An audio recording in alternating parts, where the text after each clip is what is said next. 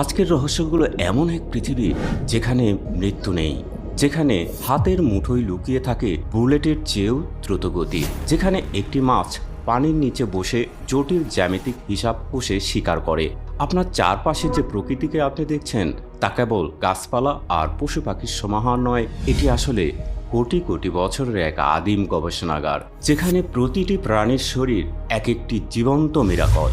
আজ আমরা জানব বিবর্তনের সেই অবিশ্বাস্য রূপকথা যা বিজ্ঞান আর কল্পনাকে এক সুতোয় গেঁথে দিয়েছে। শুরু করছি প্রকৃতির মহাবিস্ময়। সমুদ্রের নীল জলরাশির নিচে শান্ত কোনো স্তব্ধতা নেই। সেখানে বাস করে এক রঙিন দানব, যার নাম ম্যান্টিস শ্রিম্প। আমাদের চোখে রঙিন জগৎ মানে 7টি রঙের খেলা, কিন্তু এই ক্ষুদ্র প্রাণীটি 16টি ভিন্ন ভিন্ন রং আর অতি বেগুনি রশ্মিও দেখতে পায়। কিন্তু এর আসল শক্তি লুকিয়ে আছে এর দুর্ধর্ষ মুষ্টিতে। এটি যখন কাউকে আঘাত করে তার গতি হয় সেকেন্ডে 23 মিটার, অর্থাৎ একটি 22 ক্যালিবার বুলেটের সমান। এই ঘুষির প্রচণ্ড চাপে পানির নিচে 1 সেকেন্ডের ভগ্নাংশের জন্য বুদবুদ তৈরি হয়, যা ফেটে গিয়ে উৎপন্ন হয় সূর্যের পৃষ্ঠের কাছাকাছি তাপমাত্রা আর প্রচণ্ড আলো। শিকার কিছু বুঝে ওঠার আগেই চূর্ণ বিচূর্ণ হয়ে যায়। এ যেন এক সমুদ্রতলের সুপারহিরো। আচ্ছা, বিজ্ঞান কি কোনোদিন মৃত্যুকে জয় করতে পারবে? প্রকৃতি কিন্তু অনেক আগেই তা করে দেখিয়েছে। এই যে টার্ডিগ্রেড বা ওয়াটার বিয়ার, এদেরকে যদি আপনি মহাশূন্যের বায়ুশূন্য স্থানে ছেড়ে দেন কিংবা ফুটন্ত পানিতে ফেলে দেন, এরা মরবে না। এরা বছরের পর বছর খাবার ছাড়া কেবল বাতাসের সাথে মিশে মৃতপ্রায় হয়ে বেঁচে থাকতে পারে। আর জেলিফিশের এক বিশেষ প্রজাতি টেরিটোপসিস ডর্নি, এরা তো আরও এক ধাপ এগিয়ে।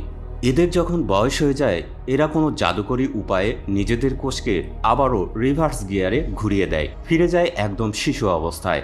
অর্থাৎ বার্ধক্য এসে এদের প্রাণ কেড়ে নিতে পারে না। এরা পৃথিবীর বুকে টিকে থাকা তাত্ত্বিকভাবে অমর এক সত্তা। ছদ্মবেশের দুনিয়ায় অক্টোপাস হলো এক মহাজাগতিক এলিয়েন। 3টে হৃৎপিণ্ড, নীল রক্ত আর 9টি মস্তিষ্ক নিয়ে এরা যখন সমুদ্রের তলদেশে ঘোরে, পাথরের উপর দিয়ে যাওয়ার সময় মুহূর্তের মধ্যে নিজের গায়ের চামড়াকে সেই পাথরের রং আর খসখসে গড়নে বদলে ফেলে। চোখের সামনে থাকা একটি জীবন্ত প্রাণী অদৃশ্য হয়ে যায় নিমিষেই। আবার স্থলের রাজত্বে অস্ট্রেলিয়ার লায়ার বার্ড হলো শব্দের জাদুকর। এরা কেবল অন্য পাখির ডাকই নয়, মানুষের তৈরি ক্যামেরার শাটার, গাড়ির হর্ন কিংবা বনের সেন্সর শব্দ হুবহু নকল করতে পারে। এটি কেবল তাদের শখ নয়, বরং টিকে থাকার এক দুর্দান্ত প্রতিরক্ষা কৌশল।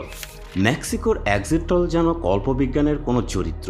আপনি যদি এর হাত, পা, এমনকি হৃৎপিণ্ড বা মস্তিষ্কের কোনো অংশ কেটে ফেলেন, কয়েক সপ্তাহের মধ্যে সেখানে নতুন অঙ্গ গজিয়ে যাবে, ঠিক আগের মতোই নিখুঁত। এদের এই রিজেনারেটিভ পাওয়ার বা পুনর্জন্মের ক্ষমতা দেখে আধুনিক চিকিৎসা বিজ্ঞান আজও স্তম্ভিত। মানুষ যদি এই রহস্য কোনোদিন উন্মোচন করতে পারে, তবে চিকিৎসা জগতের ইতিহাস একদম বদলে যাবে। অন্যদিকে শিকার ধরার জন্য যদি বন্দুক ব্যবহার করতে হতো, তবে আর্চার ফিশ বা ধনুর্ধর মাছ থাকতো তালিকার শীর্ষে। পানির নিচ থেকে বাতাসের পোকাকে লক্ষ্য করে এরা নিখুঁতভাবে পানির ধারা ছোড়ে। আলোর প্রতিসরণের কারণে পানির নিচ থেকে ডাঙার বস্তুর দূরত্ব আর অবস্থান বোঝা প্রায় অসম্ভব। কিন্তু এই মাছের মস্তিষ্ক মুহূর্তের মধ্যে সেই জ্যামিতিক হিসাব মিলিয়ে ফেলে অব্যর্থ নিশানা ভেদ করে।